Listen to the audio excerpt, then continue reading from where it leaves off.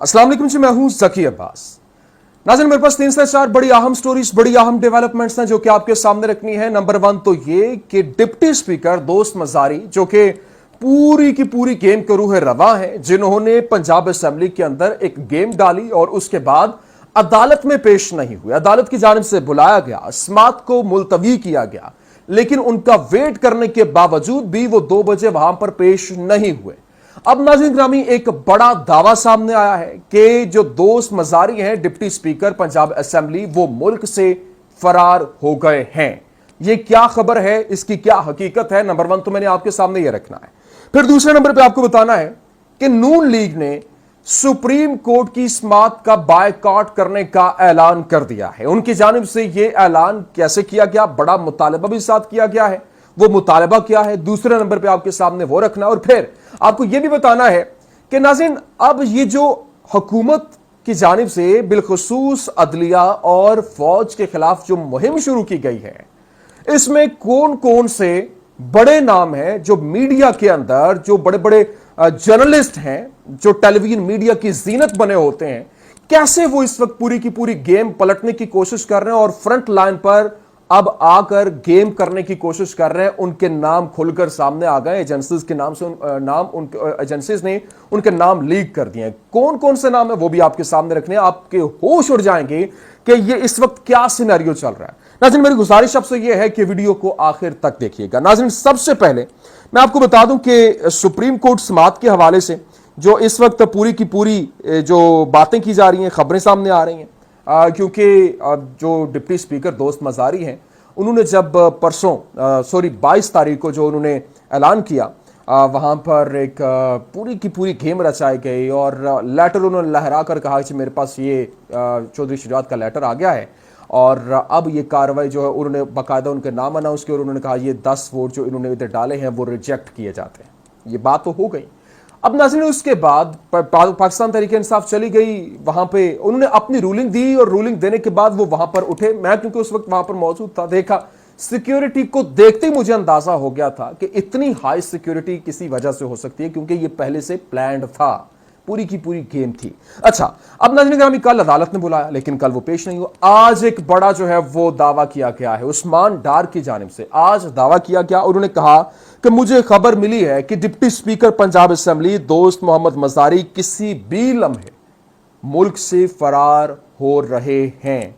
और फिर उन्होंने ये भी कहा कि शायद हो गए हैं। यहां पर अब जो FIA है उसको हाई अलर्ट रहना होगा, क्योंकि इससे गैर आईनी और गैर इखलाकी फैसला दिया हुआ है। आला अदलिया ने इसे रिकॉर्ड के साथ पेश होने का कहा है और ये ट्रू पोस्ट है। अभी तक ये वहां पर पेश नहीं हुए। अभी जनाब कल दोबारा से हियरिंग है और कल देखना यह है कि यह खबर, क्योंकि अभी उस्मान डार की जानिब से यह दावा किया गया था और इसके ऊपर जो फवाद चौधरी साहब है उनकी जानिब से कहा गया कि अदलिया के खिलाफ बयानियां बनाने की कोशिश हो रही है और सुप्रीम कोर्ट ने डिप्टी स्पीकर को तलब किया, वो नहीं आया, जबकि डिप्टी स्पीकर अपने बालों समेत गायब हो गए हैं, अदालत नहीं आए हैं। फवाद चौधरी की जानिब से यह बात की गई और उन्होंने कहा कि ये सिसिलियन माफिया की तरह रद्द-ए-अमल देते हैं, ये अदालतों के फैसलों की तज़हीक कर रहे हैं। खैर, ये उनका बयान है।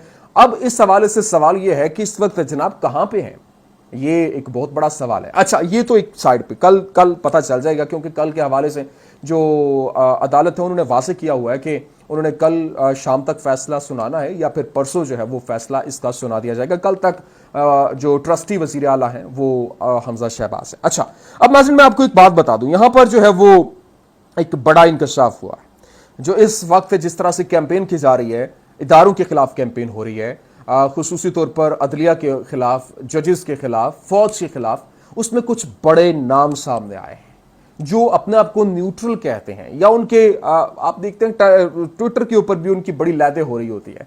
अब जनाबे वाला हुआ ये है कि जो इस वक्त जजेस के खिलाफ मुहिम में हुकूमती फुटप्रिंट है, उनके हवाले से कुछ हैरत अंगेज इंकशाफात हुए, जिसमें बड़ा नाम सामने आ रहा है वो है गरीदा फारूकी का।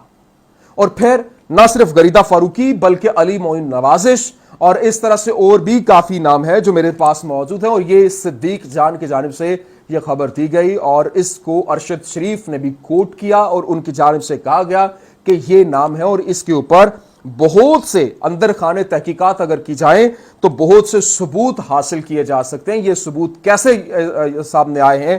یہ ایک بہت بڑا جو ہے وہ انکشاف ہے, کیونکہ ساتھ میں سوال بھی جو ہے وہ سامنے آ رہا ہے کہ کیا غریدہ فاروقی عدلیہ مخالف غیر اخلاقی ٹرینڈز کو پیسے لے کر پروموٹ کر رہی ہیں؟ یہ چیزیں کھل کر سامنے آ رہی ہیں. اچھا, ایک سورس نے بتایا کہ نون لیگی حکومت نے پروپیگنڈا اور اداروں کے خلاف مہم کے لیے ڈیجیٹل میڈیا ایجنسیز کی سروسز لی ہیں. اچھا, میں ان کے نام بھی آپ کے سامنے رکھ دیتا ہوں.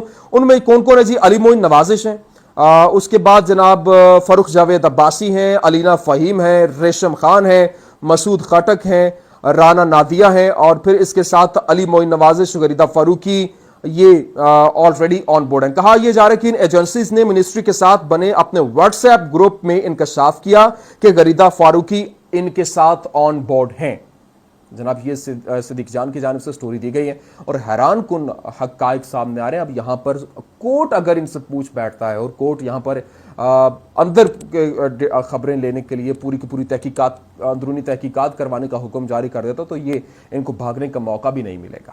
اچھا, اب ناظرین گرامی نیکسٹ آ جائیں ایک بڑی اور اہم سٹوری جو میں نے آپ کے سامنے رکھنی ہے. اس وقت اگر کہا جائے نا ناظرین, دفاعی اور سیاسی دنیا کا فرق یہ ہے کہ دفاعی طریقے میں ٹریننگ دی جاتی ہے کہ مرو یا مار دو, ٹھیک ہے, لیکن سیاسی دنیا میں اس کو الٹ ہوتا ہے. آپ نے کس طریقے سے اپنے لوگوں کو قائل کرتے ہیں, کتنا قائل کرتے ہیں, یہ امپورٹنٹ ہوتا ہے.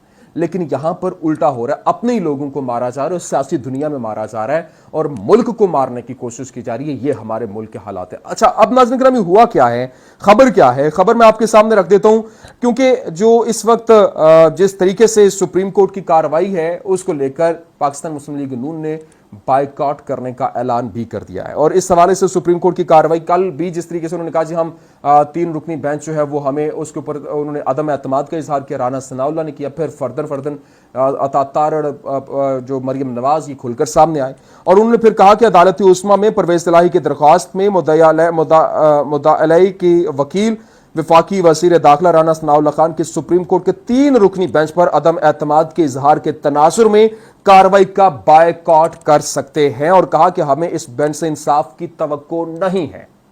نہ صرف یہ, اب اگلا مطالبہ سن لیں.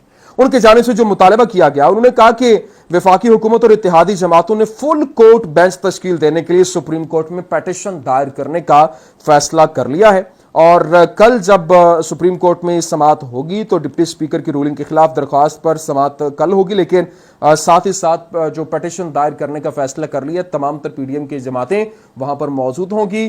وہ پہلے پریس کانفرنس کریں گی, اس کے بعد پیٹیشن دائر کریں گی کہ فل کورٹ بینچ تشکیل دیا جائے. اس سے پہلے اب جو 5 سابق صدور کی جانب سے جو سپریم کورٹ بار کونسل کے سابق صدور رہ چکے ہیں, ان کی جانب سے سپریم کورٹ کو خط بھی لکھوایا جا چکا ہے.